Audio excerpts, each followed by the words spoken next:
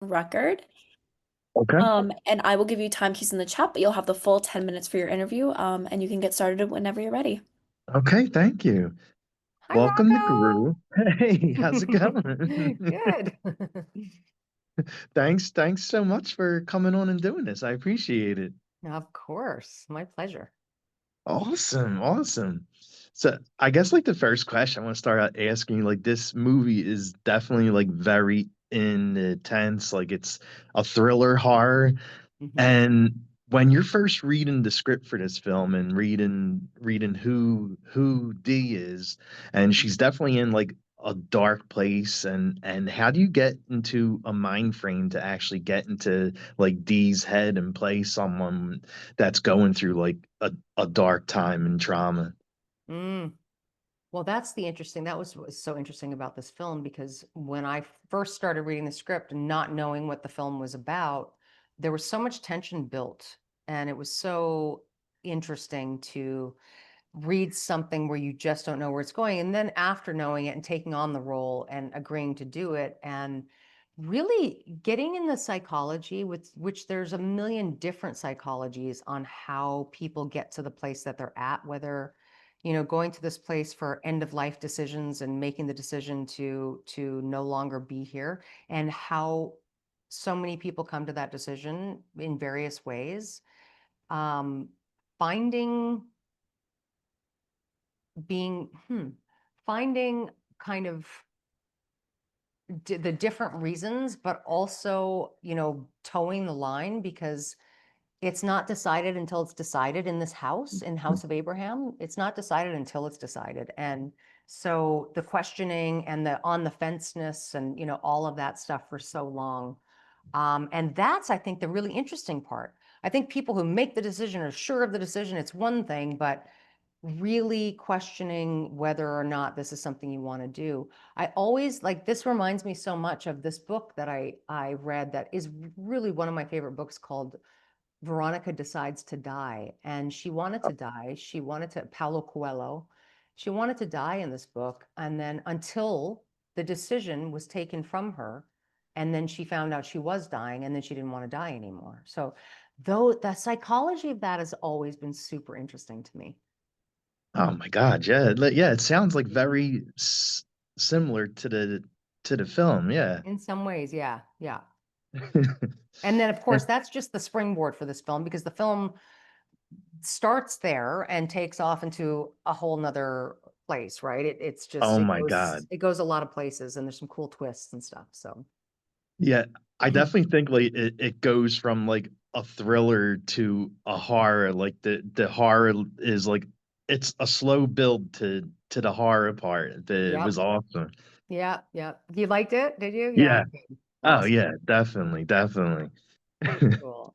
And and you were like talking like how Dee wants to go and into the house, like Dee and everyone else that's there are basically there to not be in pain anymore, Mm. and Mhm. trying to find ways to get out of being in pain. And what do you think like Dee was hoping to get out of this, out of going to the house, of course, like seeing what happens and everything? That's a really hard question to answer without giving a lot of stuff away. I know, you're right. You're right. Yeah, no, true, you're right. Yeah, that's a really tough one to answer. I could answer for the beginning of the film and for the end of the film, but they're very different answers. I know, true. Yeah, that's a tough one. You're right.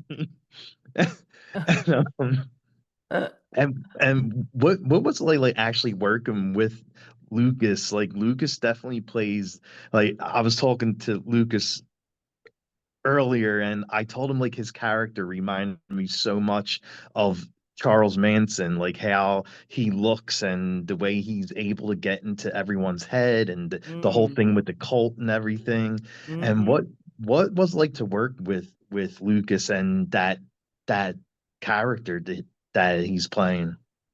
Yeah, he's such a talented actor because he's, first of all, one of the funniest humans I know and the friendliest, most open and funny people I know. And it's such a testament to what an incredible actor he is, because we've been friends for a long time. We actually even lived together while filming this movie. Oh Um, wow.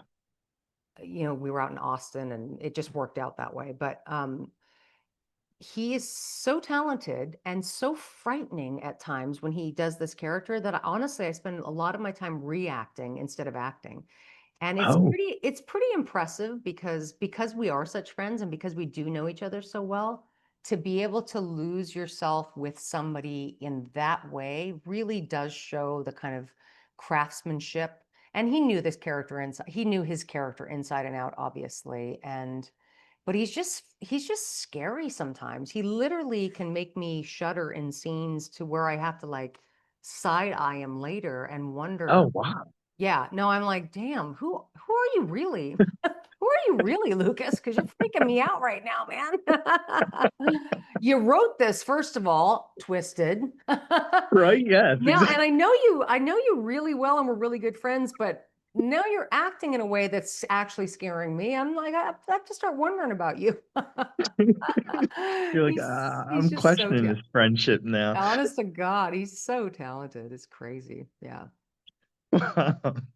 And Yeah, was and there? he did, funny enough, there are a few scenes that he actually took certain dialogue right out of, like, I think it was Jonestown and various cult leaders and stuff like that. So Oh, although this isn't exactly about a cult leader, there's aspects of that, and he definitely used exactly. some of that for his role, I think. Yeah. And he actually played me some stuff that he found really manipulative, psychologically manipulative, which was the interesting thing for him and his character in this. Um, so yeah, he did his research. Oh yeah, definitely for sure. Yeah. And was there any cool stories from the set, like and anything like fun from the set? Oh gosh. Well, anytime you work with Lynn Shay, you're going to have some fun because Oh she's such a yeah. character. She adds so much creativity and light and humor to things. And she just is always like, bigger, more. What else are we going to do? I have another idea. I have another idea. And then like Lynn Shay, who like I think turned 80 or 81 or something. She was like 79 when we filmed this thing, and we're doing stunts, and she's getting in there and she's trying to do the stunts. And I'm like, God, do not break her. She's so small, but she's freaking tough as nails. That woman is so tough. So I just remember doing some stunts with her and going, oh my God, you guys, what is she? What is she like? What are you going to let her do? Come on. So that was pretty fun. And then of course Lucas and I, we lived together, so we drove to and from set every day. And I used to have like a gin and tonic at night to unwind after, a long, long day or whatever. But on the way home, we would get so giddy and so tired that sometimes we would drive home and we'd get lost some days, and we weren't even far from set, but we were so tired and it was dark roads and stuff. And I just remember at one point there was a bunch of deer out on the thing, and we would get so like giddy and tired Yeah. giddy.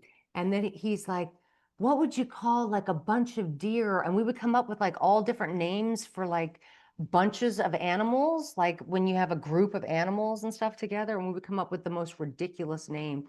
What would you call a bunch of actors out in a field? What would you call Oh my. them?